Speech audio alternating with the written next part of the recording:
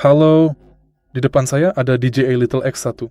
Dalam video ini saya akan menunjukkan cara mengaktifkan transfer cepat dalam mode tidur.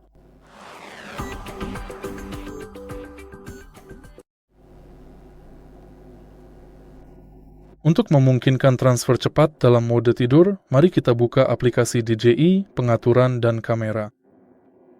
Gulir ke bawah dan temukan izinkan transfer cepat dalam mode tidur. Saat diaktifkan, pesawat memasuki mode tidur setelah dimatikan dengan transfer cepat tetap tersedia.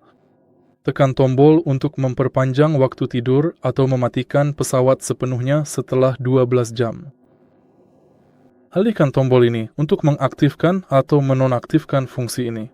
Jika Anda merasa video ini bermanfaat, silakan beri like, komentar, dan subscribe.